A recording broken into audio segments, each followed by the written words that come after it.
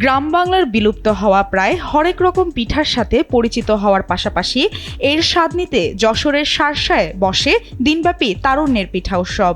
এ উৎসবে 200 রকমের পিঠা তৈরি করা হয়েছে। জামাই বরণ পিঠা, জিরা পিঠা থেকে শুরু করে পাটিসাপটা ও তালের পিঠা সহ প্রায় অর্ধ শতাধিক স্টলে শতাধিক প্রকার পিঠার সমাহার।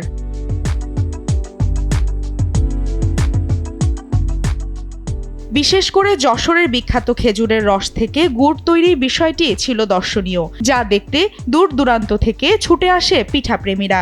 বিলুপ্ত হওয়া পিঠার স্বাদ নিতে পিঠা উৎসবে ভিড় জমাচ্ছে বিভিন্ন শ্রেণীর পেশার মানুষ।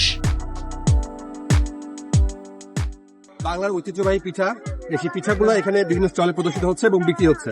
তো এখানে যারা তরুণ প্রজন্ম যারা আছেন বাংলাদেশের তারুণ্য উৎসব, তরুণ প্রজন্ম তাদেরই অংশগ্রহণ এবং তরুণ প্রবীণ সবাই মিলে এই পিঠা উৎসব অংশগ্রহণ করেছে। খুবই সুন্দর লাগছে এবং ছেলেমেয়েরা খুবই উপভোগ করছে, আমরা খুব মজা পাচ্ছি। পিঠা উৎসবে আমরা এখানে অনেক রকমের পিঠা পাওয়া যাচ্ছে, পুলি পিঠা, চিতল পিঠা, পাটিসাপটা, অনেক রকমের পিঠা পাওয়া যাচ্ছে। বিস্কুট পিঠা, পাকান পিঠা, তারপরে জামাই পিঠা, কাস্তে পোড়া, চার খোলা, আরো অনেক ধরনের, মোট প্রায় 50 ধরনের পিঠা আমরা তৈরি করেছি। যেহেতু যশোর খেজুর গুড়ের জন্য বিখ্যাত, আমরা খেজুর গুড়ের এবং রসের দেশি আইটেম আনার চেষ্টা করেছি। ভাপাপুলি আছে, মনের গুড়ের সন্দেশ আছে।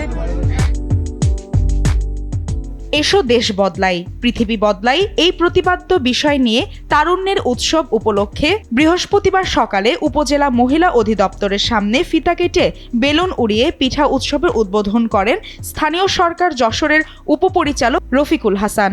এ সময় উপজেলা নির্বাহী কর্মকর্তা সহ উপজেলা পরিষদের বিভিন্ন দপ্তরের কর্মকর্তা কর্মচারী ও শিক্ষক শিক্ষার্থী সহ বিভিন্ন শ্রেণী পেশার মানুষ উপস্থিত ছিলেন।